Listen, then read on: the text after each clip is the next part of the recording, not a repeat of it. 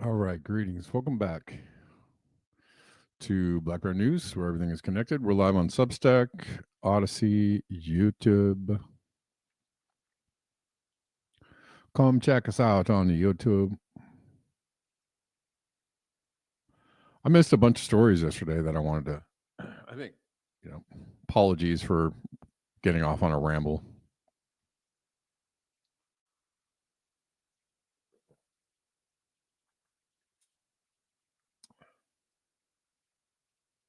Not that it was a bad ramble, just, I don't know. I'm trying these days to keep it kind of concise and just cover some stories and then get on with it. It's cool once in a while, I think, to go off in the woods and have a discussion, but I don't know.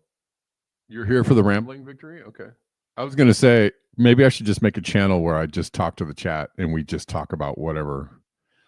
Like, there will be no topic of the day. It'll just be like, whatever happens, happens. I think that would be fun. What do you guys say? Maybe we'll do it like once a week. I don't know when. Just do like an hour or two of just rambling. Okay. What's happening?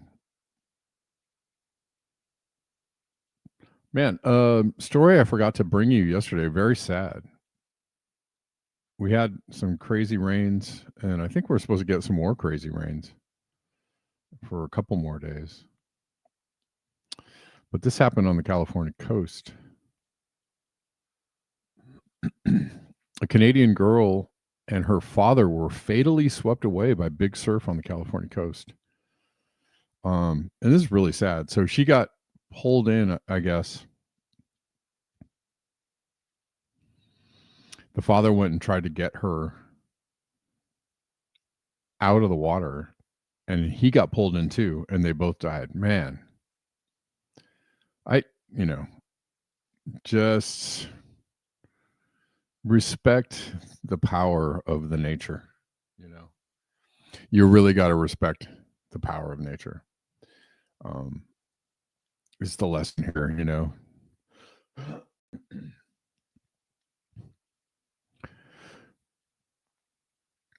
And I see all these videos of on various channels of people getting like swept into the ocean very quick, like they're just waiting in the water, you know, right on the shore. One wave comes up and gets them, and then they just cannot. They're not adept enough to get out, and probably the surf is too strong.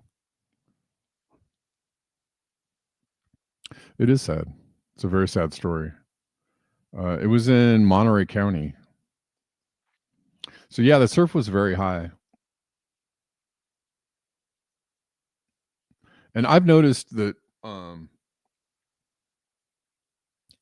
I guess we can attribute, or I can attribute this observation to some kind of shift in the climate. But like in the last few years, I've noticed whenever I go to the beach, I've noticed that the surf is a lot stronger.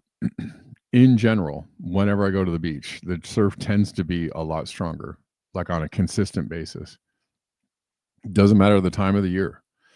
In fact, it kind of sucks because one spot that my daughter and I used to go to all the time used to be our favorite spot, but literally every time that we go there now, the last like 5 or 6 times we've been there, the surf is so strong, like you can't even really get in the water. It's just too crazy. Um, so there's another right over there's a jetty from that spot over, over the jetty is a spot where the surf is very calm and people learn to surf there, and it's very mild, like the surf is. So we've been just going over there lately because it's much less treacherous. But this is an observation made over a couple of years that it's consistently like crazier. The surf is crazier, and I don't know. Maybe I'm just showing up on the random days when the surf is stronger, or maybe it is.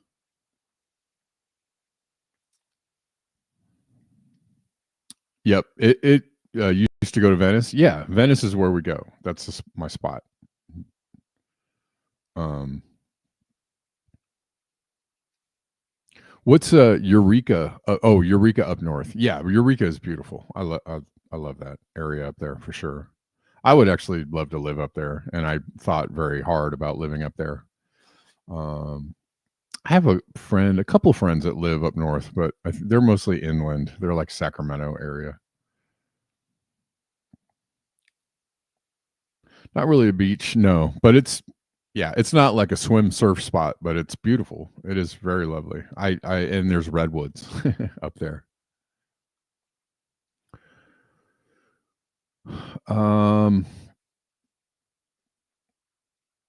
Denver sent me this yesterday. This is China. China's electricity is now 30% more than Europe. Electricity generation. Per capita, more than double in total, I guess, than a decade ago. Was that right? Yeah. It's astounding. China is just cranking out the electricity. I mean, I suppose on one hand they are somewhat more conscious of climate change but on the other hand they're just like, we're going to do whatever we got to do to crank out the power and make the money and make the things and do the things, and like they're an interesting case study, I guess, because they're all systems go as far as like becoming a global superpower and an economic superpower, right? They are they don't spend nearly as much on the military as we do, which is interesting.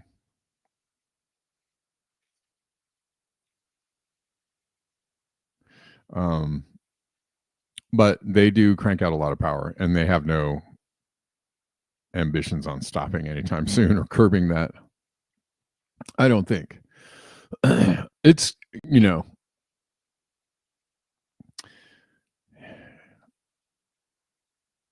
it makes the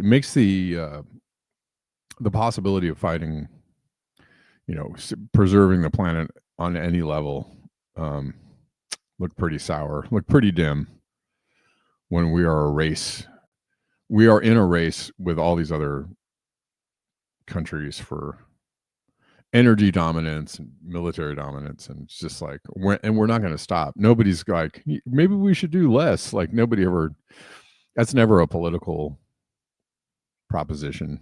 Maybe less would be good. Maybe we should just calm down as a species. Everybody's like, what are you talking about?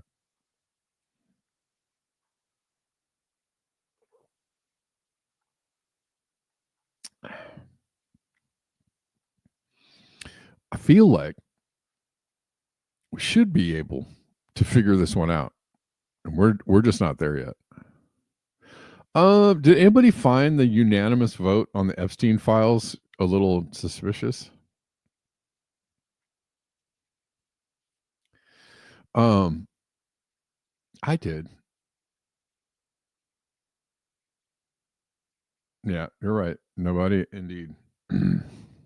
We're live on Odyssey. If somebody wants to chat up on Odyssey, if you guys are watching on Odyssey, I got the chats up on Odyssey. Come on through.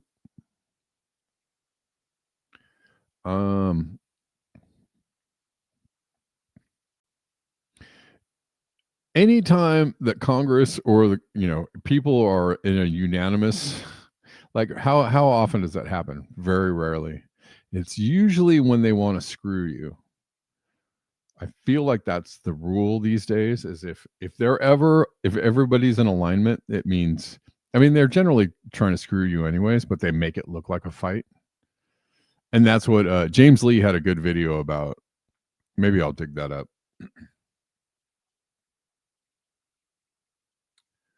The waters in Eureka are brutal. Yeah, I'm sure they can be. And cold, brutal cold.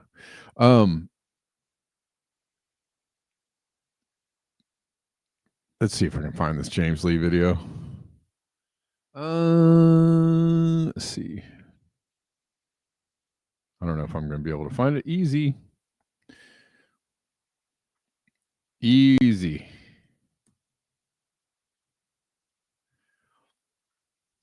But he had a great point about the fact that it was like almost 100%, and he was like, you guys got to fake it a little better than that, because when you guys are in 100% alignment, something's not right. Something's fishy in Denmark.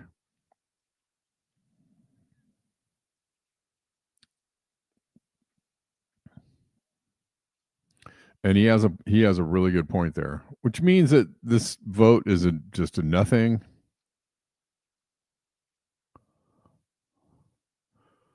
Oh, it was James Lee. Actually, it was Taylor, by way of James Lee. Taylor the influencer, I'll call him. It is a great point. Yeah, something is up, because there's not. It's just, they don't. And they also went from stonewalling. They went from like, no, we're not going to do it. No way. Whole government shutdown and not swearing in somebody in order to not release the files. And, several committees getting together and going, nope, not going to do it. Nope, no way, no how, no sir. And from going from that to like, everybody come on board, let's release. On top of that, before I show this, Chuck Schumer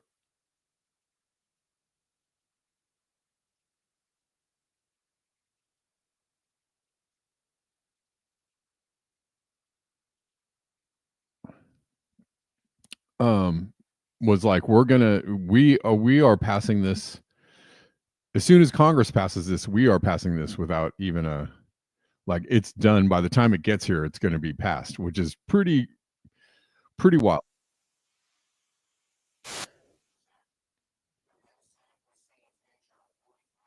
The Epstein Files Transparency Act from the House. The Senate proceed to its immediate consideration. The bill be considered, read 3 times, and passed with no intervening action or debate. And the motion to reconsider be considered made and laid upon the table. Is there an objection?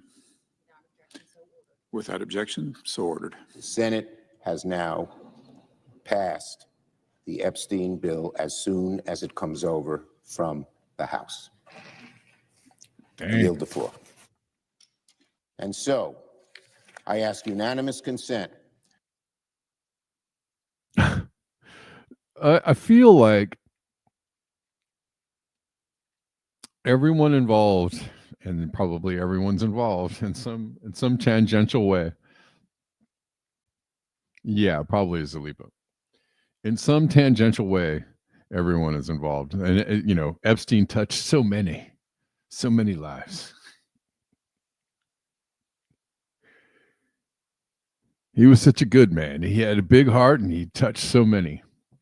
Epstein touched everybody in some way. And so when they unanimously pass this, obviously they got something cooking. They got something cooking. It ain't coming out. Here's a. Hold on. Senate passes the Epstein vote unanimously. I think there was only one person against it. Congress, you're telling on yourself. You're telling on yourself. If you're cheating on the test, you never give yourself 100%. You never give yourself 99%. You got to be in the lower 90s, maybe upper 80s, okay? If you put yourself at 99 or 100, every single time the teacher's going to look at that and they're like, homie cheated. And that's how we're looking at this now. It's like we were trying to get the list released. You guys are like, there is no list. Why is everyone making it such a big deal? Now you're unanimously 100% or 99% of you guys are saying, let's release the list. Yeah, I'm sure all of your names are redacted off of it. Like, this is probably the worst look that you guys could possibly have, because I know that you're like, hey, if we do this unanimously, then we will show the American people that all of us are against this. And I'm like, no, you're actually just showing us that you're all guilty. We're all assuming your names are all over it. It's the oldest trick in the book. You never give yourself 100%. You never give yourself 99%. What are you guys thinking? Yeah.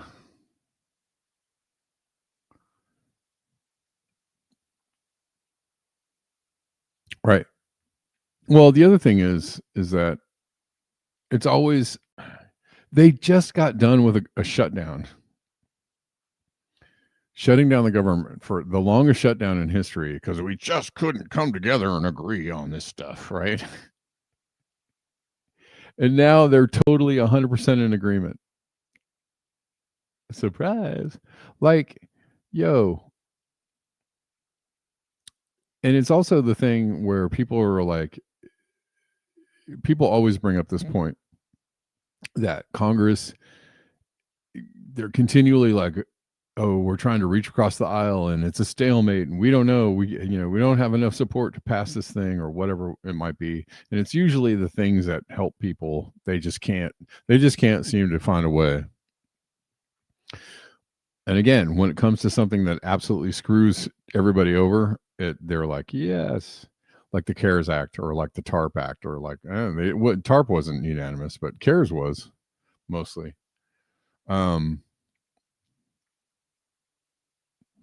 Anyways, whenever they unanimously vote yes to something, it shows it. They're revealing their hand, right? They're showing their hand. It's like, you guys, you guys could actually do anything in a blink of an eye, right? Like, you could do something very quickly if you want to. You can pass the CARES Act in less than a week.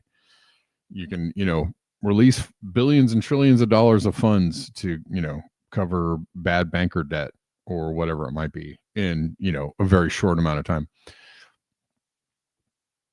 You guys can move mountains really quickly, and you choose not to, and it's really obvious. And every time you do stuff like this, you just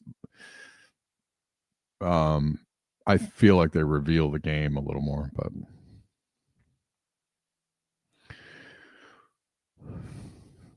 But supposedly there's another peace deal in the Ukraine.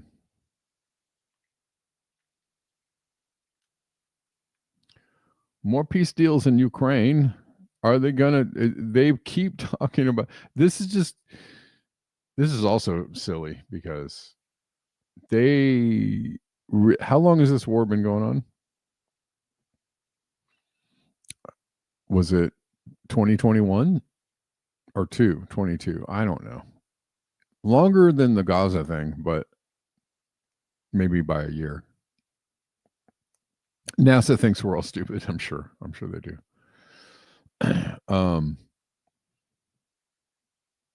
But it's been going on almost 5 years now, or 4 years, and I'm sure it's been a big money bonanza for a lot of people, while it's bringing misery to others. And I don't, they want to keep this going for as long as possible, I think. And they keep going, we have some kind of deal on the table. There's a deal on the table. There's a deal on the table. And every time there is, they just scuttle it. Something, it falls through. Then we find out later there was pressure from entities, usually us, like, no, actually, no, we don't want to end it. No, there's no deal. Okay, so here's another deal. And now they're like, there's going to be a peace deal. Okay. Okay. Again, it's just so hard. It's just so difficult. And then, like, at the end of it, whenever it is they decide to stop this, they're just it'll just be like, okay. You know what I mean? We just, we got together and we played some bocce ball or something, and we, had some lunch, and we were like, okay, let's end it. It was just that easy. We just couldn't before. It was just too hard, the negotiations, and it was just, there's a lot involved, a lot of moving parts. Okay. The plan to end the Ukrainian conflict will be ready by the end of the week. It will be presented to Zelensky as a fait accompli. Fait accompli.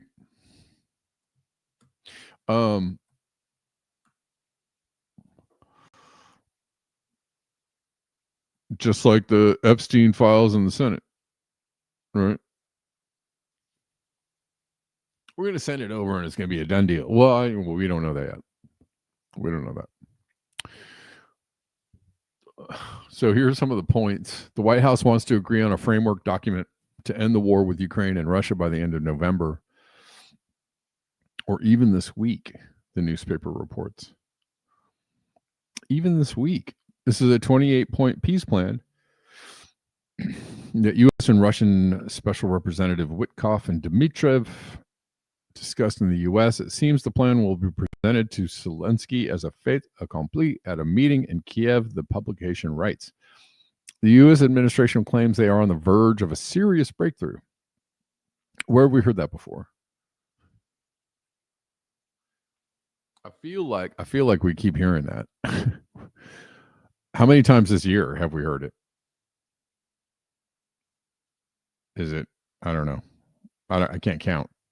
It's 3 or 4 at least right now that I can think of. 3 or 4.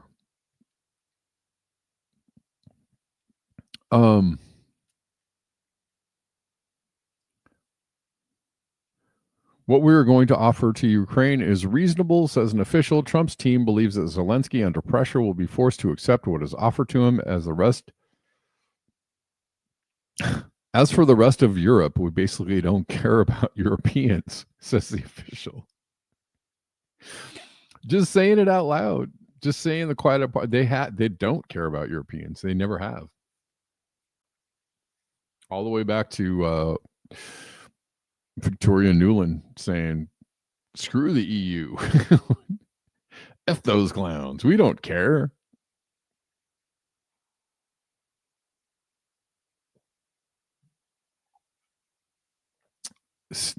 Yeah, they did. Chuck. Yep.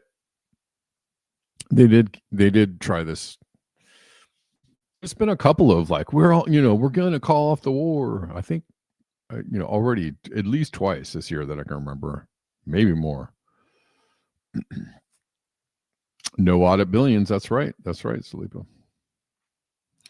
Correcto. Let's see.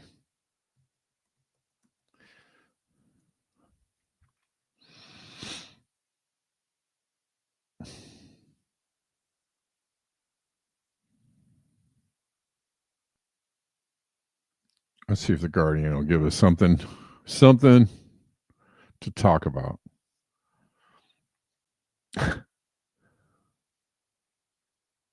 U.S. and Russian officials draft plan to end Ukraine war based on capitulation from Kiev. It is unclear if Trump administration backs a deal that would mean Kiev giving up territory and slashing sides. So they're like, well, we don't know. That's very wishy-washy right there. That's kind of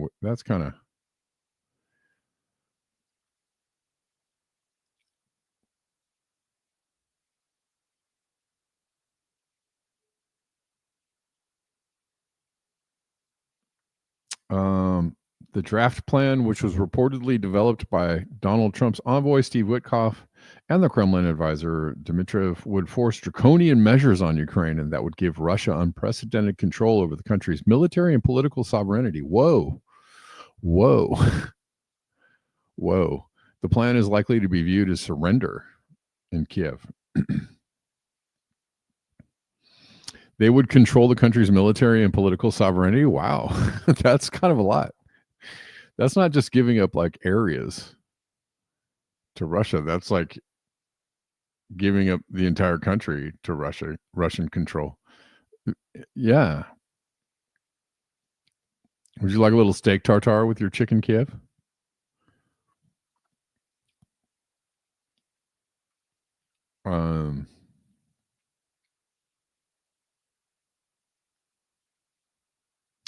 The two men have formed an important but unofficial back channel between Moscow and Washington. It was unclear whether the Trump administration had formally backed the plan. It's weird. Why would that? I don't know. That's so silly. That's silly. They're trying to hedge, I guess.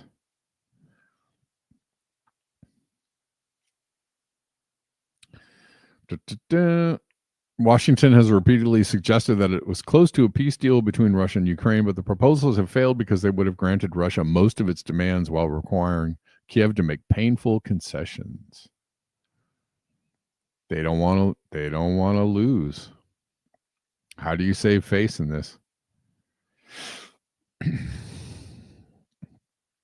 I feel like you save face by admitting you screwed up.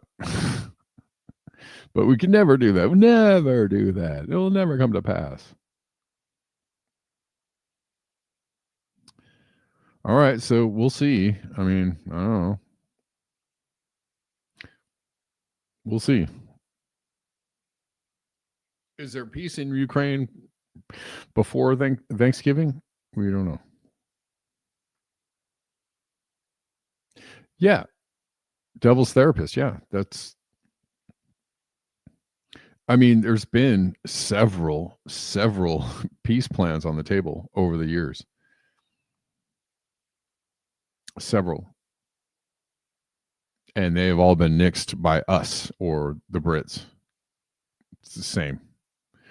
By the West, the whatever you want, the unholy alliance. We are the ones that have chunked these things whenever they start coming together. But at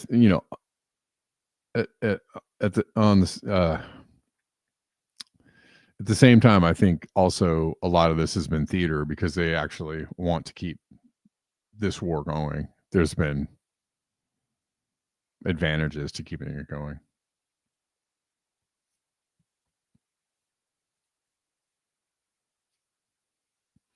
As there usually are for the satanic ones whenever there's a war. For the people that design and get these things going, there's always an upside, right? There's lots of downside for the people, for the little guy, for the people, freezing in Europe or dying on the fields in Ukraine. There's a downside, but there's upside for the people, the controllers, always. So this has been very good, I'm sure very good for them. And the money laundering has been obscene, right? I don't know, like Biden, I don't know about now because it's not quite as out front. We don't see the headlines every 2 weeks of like 100 more billion to Ukraine, 50 more billion to Ukraine, 20 more billion to Ukraine. How about 5 billion? How about 10 more? How about 30? I don't know. Just pick a number. Like under the Biden administration, that was happening like every 2 weeks. Every 2 weeks, they were like, we just voted to give Ukraine more money. Yeah, we had to promise them another 100 billion, right? And it was just freaking money laundering, straight up money laundering. Like there's no way they spent that much money in Ukraine. There's no way that it was necessary. And lots of people got rich.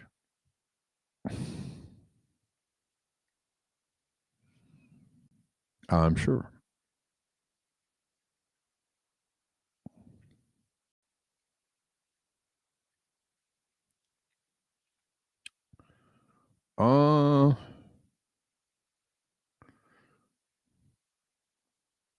There's a lot of weird players, obviously. We were talking about Hakeem Jeffries or Apex Shakur yesterday. Apparently, he solicited money from Jeffrey Epstein at one point. Oh, geez. Oh, that's a bad look, Hakeem.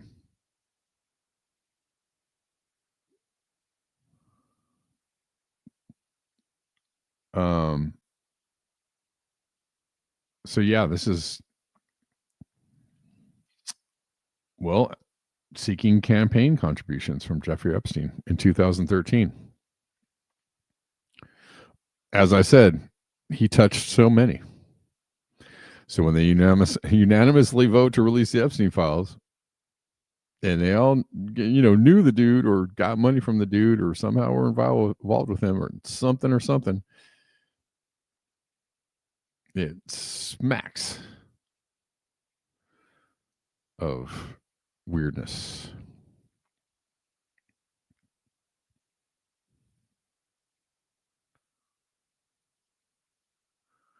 Toxic air.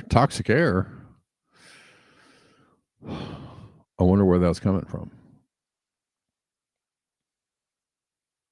This is a lame take. This is a Obama speechwriter, former Obama speechwriter Sarah Hurwitz, laments to the Jewish Federation that people are finding content from Al Jazeera and Nick Fuentes on social media and seeing videos of the carnage in Gaza. Oh my gosh.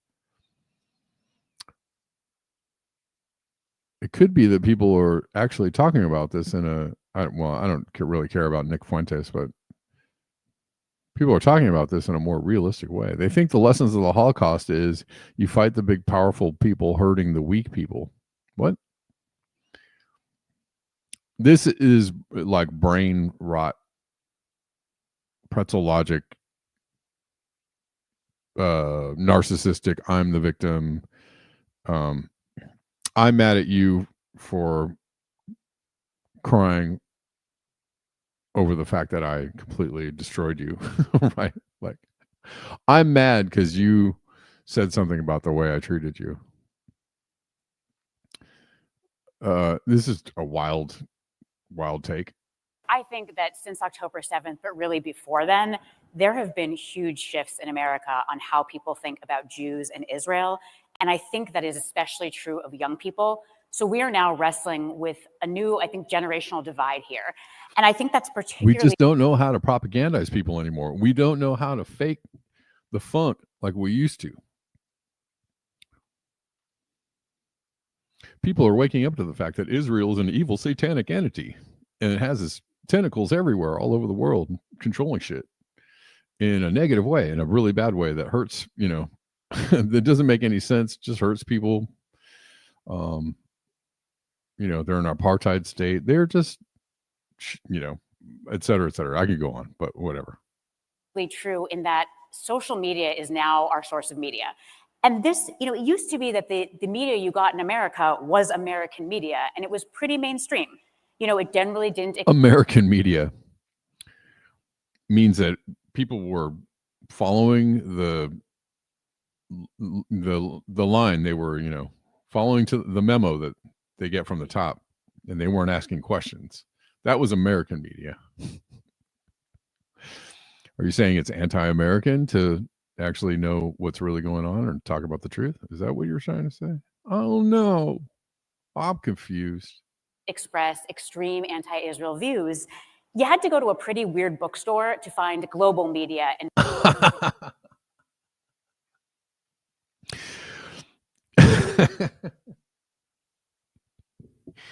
you could only find anti-Israel views. You'd have to go to a weird bookstore. And now you just have to go to TikTok.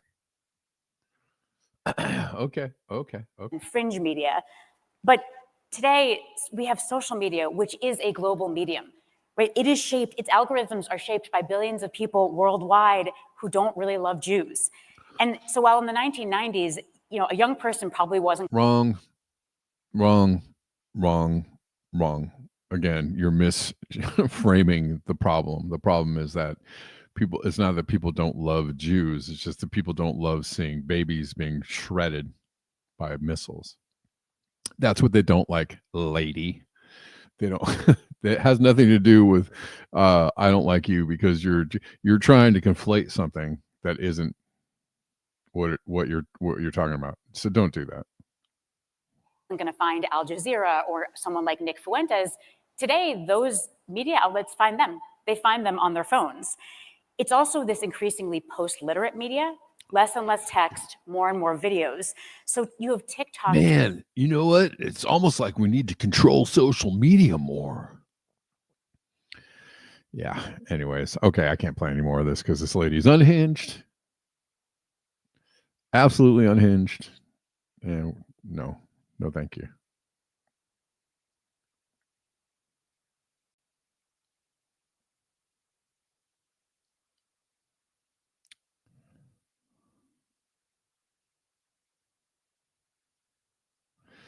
Oh, there's a lot. People have said, Devil Therapist, that Zelensky's not long for this world.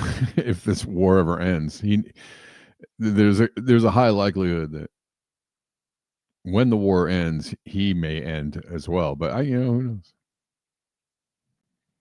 But they might give him a safe haven. Yeah, Jerusalem might be one of them. Miami might be another.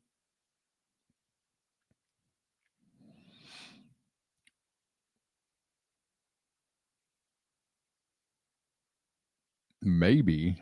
Here's people adequately calling out Van Jones. If you remember Van Jones on Bill Maher. Now, I'm going to just I don't think that what Van Jones, people could call it.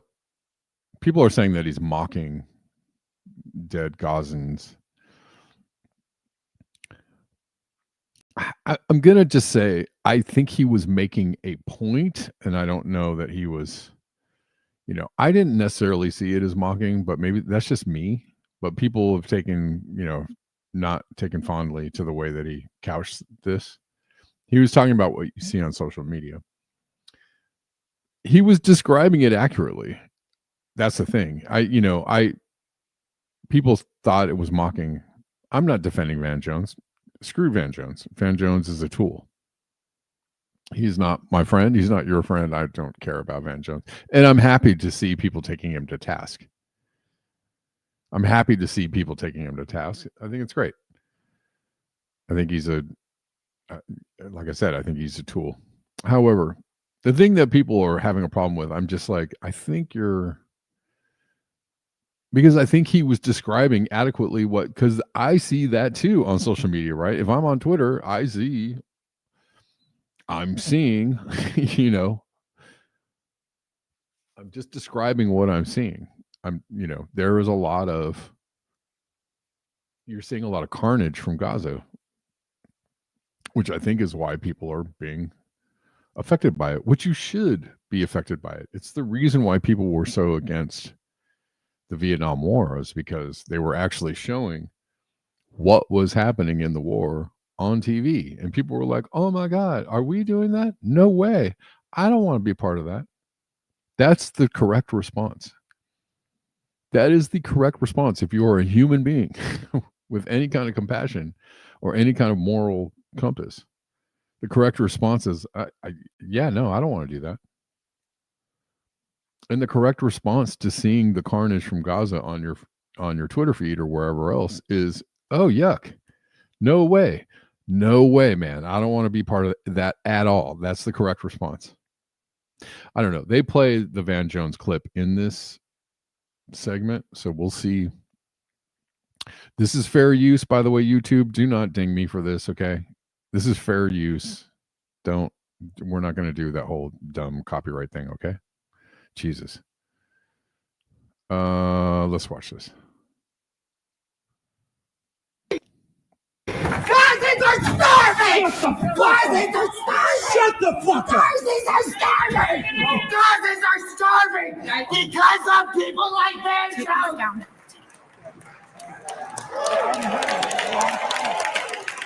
I don't know. You tell me when they play the... I would like to provide a toast to Van Jones, a man who started out as a racial justice advocate and is now a stooge for corporate media and a shill for the Israeli government.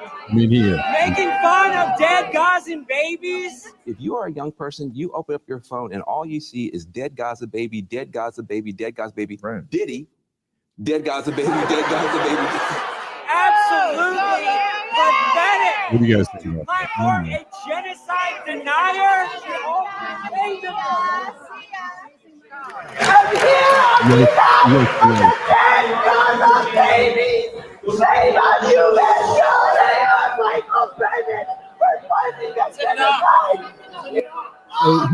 Van Jones is like, you get out of here. I mean, he's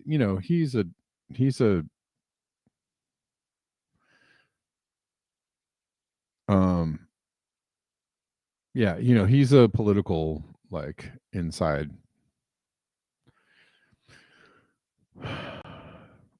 He's looking out for Van Jones, and he's not a social justice warrior on any level, or racial justice warrior.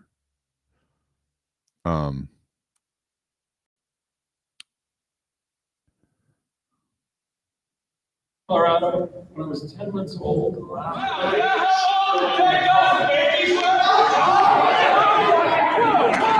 Is this the Jewish revolution? God bless them, but I got stuff I want to talk about. Okay. We're not going to watch any more of that. It is Salt Lickers. Yeah, the audience is pro-sacrifice. Like, I mean, if I were Van Jones and somebody were, and I wasn't mocking, let's say he wasn't, and somebody got up and shouted that, I'd be like, for one thing, I wouldn't be like, get him out of here. I'd be like, okay, I hear I hear, let's hear your commentary, or I'm with you on that, or I'm on your side, or I feel the same way, or I am sympathetic to your cause. That's one way he could handle it. But he was like, bye, like a jerk. But he's a paid, he's an operative is what he is. He's a political operative, not unlike John Podesta. Maybe not. Hold on one second. Hello? Oh, I don't know if that was me. I thought someone might be knocking, but I wasn't sure.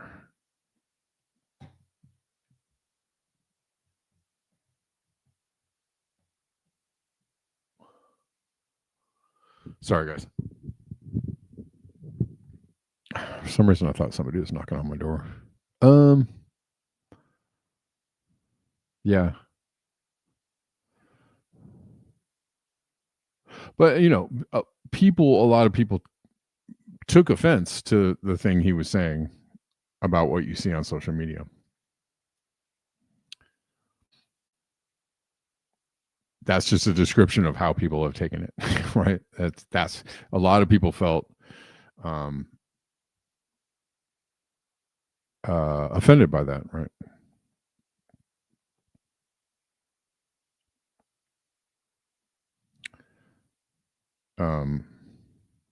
Whatever you think of Van Jones, he's not your friend.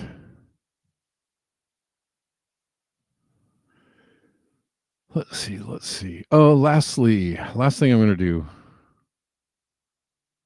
I think. No, maybe I got a couple more things.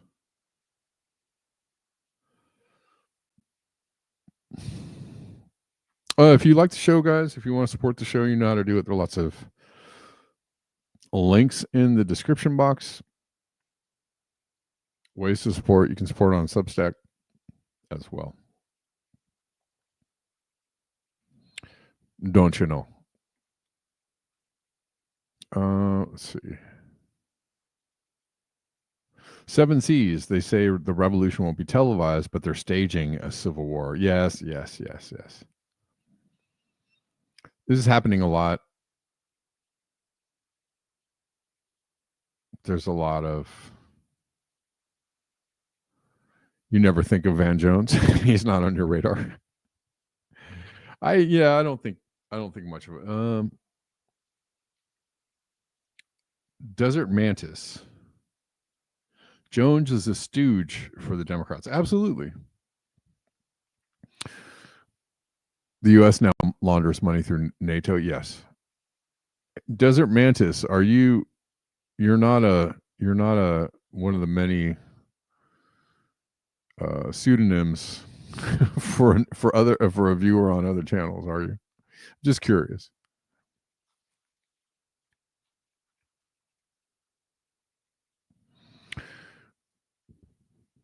I like the name though, Desert Mantis.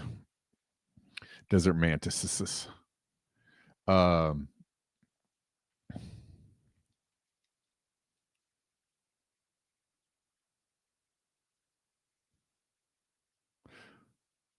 Anyways, they say the revolution won't be televised, but they're staging a civil war. Algorithmically astroturfed statist propagandists reporting on a complete farce of an event perpetrated by a bad actor, all to manufacture the perception that events like these are happening around the country to drive a larger wedge between an already docile, distracted, and disenfranchised populace.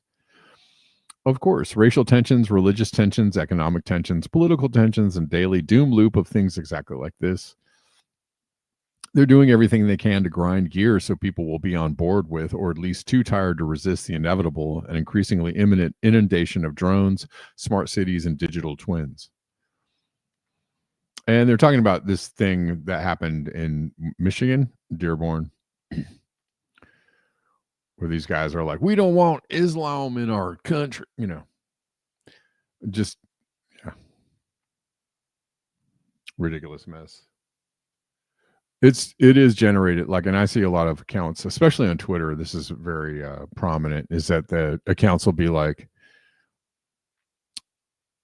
all you can hear is a Muslim call to prayer, in different cities in the U.S. especially in Michigan, they'll do that in Michigan, or in Europe, some places in the UK or in Northern Europe, they'll be like lamenting about like, oh, the call to Muslim players is drowning out everything, and I can't. Oh, they're taking over. It just come on, man. Come on. It's just weak sauce at this point. Like the whole like Muslim hate like thing, and the whole like they're taking over our country, thing. It's not your country, bro. By the way. There is a resurgence of the whole like America's, Americans are supposed to look like us, Wyatt people, Wyatt. The proud forefather. You're not a dude. Y'all came over here, hacked a bunch of people up, stole the land. It just, can you learn just a little bit of basic history? Just basic history. But it is kind of like a, if anything's a white supremacist, it's that. It's that whole like narrative of like, we started this country and yeah, we're the best and everybody's supposed to look like us and do like, it's kind of like, okay, man, that story is really tired. And if you're looking for something to identify with or something to make yourself feel better about, I don't know, man, there are lots of other things out there. It's like, you don't have to join the army to have a life purpose. Like, please don't do that. If you don't know what your purpose is in life or if you're struggling, don't freaking join the army. By God. I hate to hear and see people do that. Just like there's so many other things to do, man. Go to school, take a shop class, do some online marketing. I don't know, man. Pick up a guitar. Like there are so many things you could do to give yourself some meaning and purpose and direction instead of joining the army. But it's like that is what people do. I think because and I'm not faulting people for doing that because I know a lot of people who've done that, but like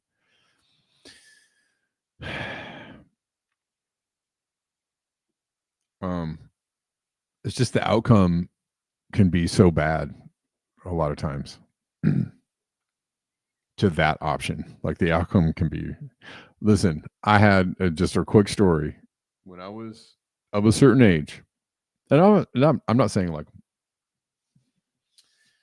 my life has gone like, oh, the best or swimmingly well or whatever. I've had my problems and my issues in life, but like when I was younger, there was a time when every single one of my friends was joining the army.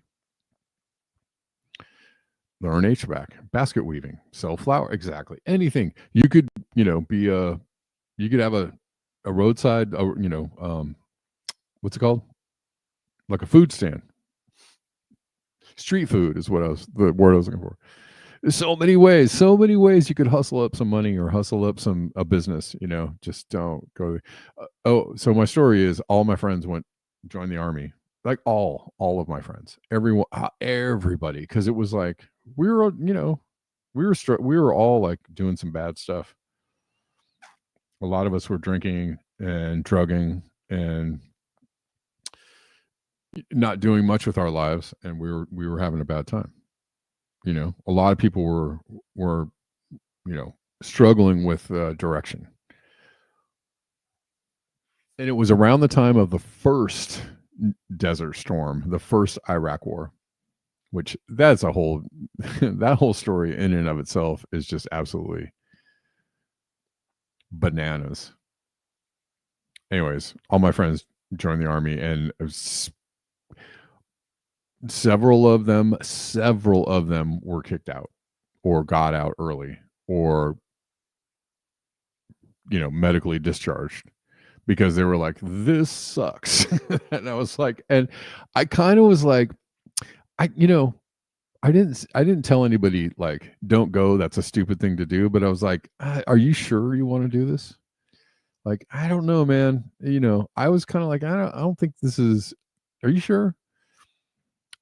All my friends got like left or booted out, or they just didn't have a good time. Or, I had a couple friends actually see time in the Iraq War, like see some action, and they came back not doing well emotionally. I'm just saying, in my immediate experience, I only know a few people for which the military was a positive experience. There's a couple that I know. So I cannot say it's all bad, but for most of the people I know that would join the military, it was not a positive experience. The vast majority, overwhelmingly, not a good experience. So there's that.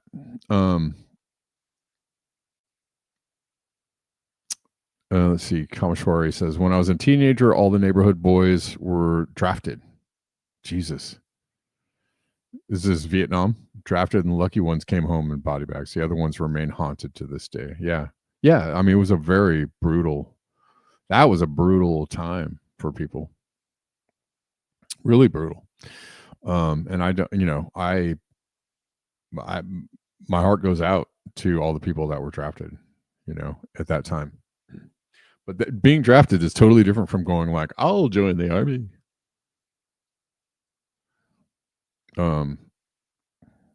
I got nothing going on. How about the army? They'll give you some money for college. It's just like, or there's also a couple of people I know that it was neutral. Like, sure, they were okay.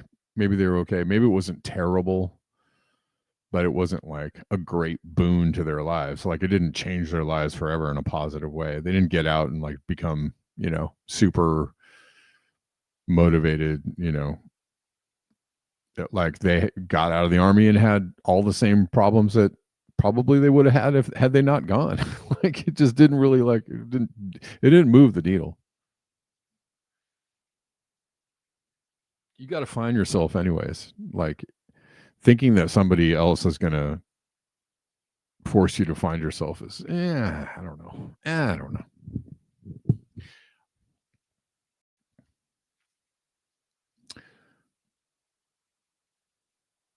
Yeah. Yep. Oh man. Yep. Kamashori. Yep. Yeah, it was tough. That was a tough one. A lot of people were just really screwed up. I had an uncle at one time who was in the Vietnam War, and he was something else. He was an interesting guy. The jungle in Venezuela is about 3 times the size of the one in Vietnam. This will end in tears and tragedy. Sure. Oh, it's going to be terrible. I think, though, that they know.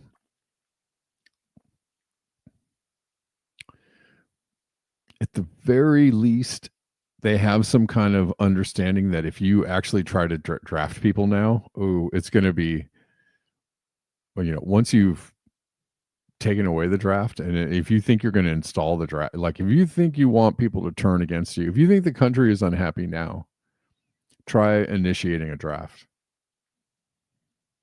And I can tell you with a quickness that people will be like, hell no. Hell no. You're going to go. We're not going. You're going to go. Like, that's going to be a hell to the no. Is going to be a riot going on. They're not going to be able to get away with that one.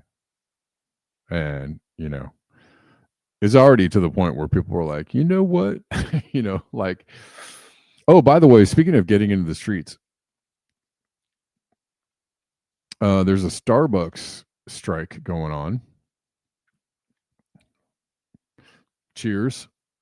And a here for the Starbucks. I know somebody who's a strike coordinator for Starbucks. Not Starbucks, the company, but for the Starbucks workers. Good work. Starbucks strike 2025. Baristas hit the picket lines across Southern California. It started a couple days ago, I think. Although this article is from yesterday. 1,000 workers at 65 stores nationwide. They're striking. Starbucks has been suffering from a boycott too. They've closed a bunch of stores in LA. Like, it's weird to see Starbucks going away. You drive past, they're all shuttered and closed down and dark. But good for the workers. The union called the action the Red Cup Rebellion and characterized it as an open-ended strike prompted by the company allegedly refusing to offer new proposals. They've done everything that they can to get around negotiating with them. If Starbucks keeps stonewalling a fair contract and refusing to end union busting, they'll see their business grind to a halt, said a spokeswoman. No contract, no coffee is more than a tagline. It's a pledge to interrupt Starbucks operations and profits until a fair union contract and an end to the unfair labor practices are won. They've done everything from closed stores to closed stores for remodeling and, all kinds of stuff.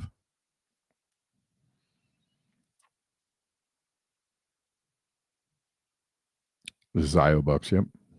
So that's good. Also, there's talk, big rumors of a national, like a general strike. We'll see. I don't know. When you see stuff like this on, so the Starbucks strike thing is like there's an actual organization around the strikes, and like I said, I know somebody who is one of the organizers. As far as like these national strikes go, it's really, you see things online and see people saying we're going to have a national strike on so. I mean, it's just up to people whether they want to, involve themselves or not. I don't know anything about the grassroots level of the organization.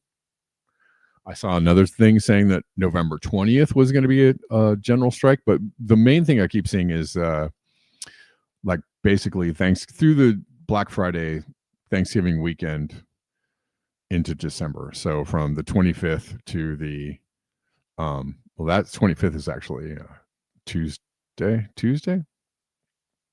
So that whole week of Thanksgiving, yes, 25th through the 2nd, that they're calling on a general strike for the week of. So you can involve yourself by, striking against whatever it is, whatever company you don't want to support during that time. Try to use your dollars elsewhere, or just be frugal. As much as you can limit your participation in the economy, then that'll be helpful to the cause, I'm sure. I've only seen one thing about the general. Let me see. Desert Mantis.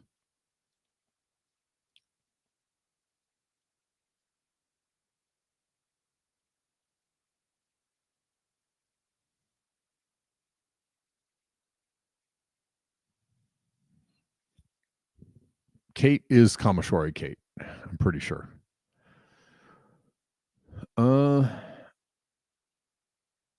Yeah, the U.S. will never institute the traffic. No, they can't. They can't. If you really want to see an uprising from the people, like if there's something that might actually make people get off the couch and go, nah, it'll be that.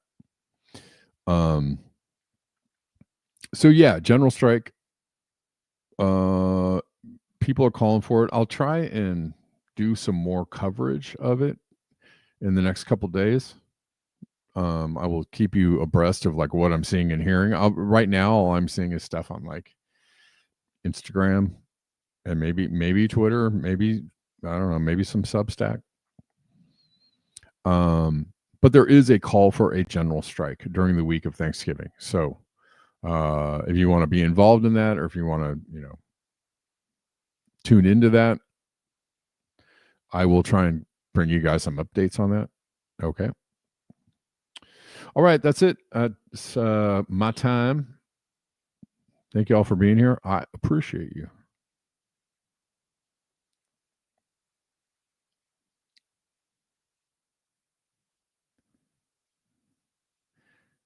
$80K. You what? You wrote a 80 cubic incher? What?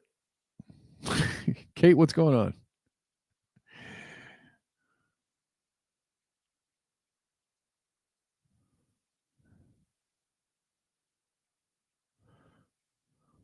Okay. All right, guys. Thanks for tuning in. Thanks for being here. Enjoy the rest of your day. And I'll see you tomorrow at the regular time of 12 p.m. Pacific. Until next time, beware the bear.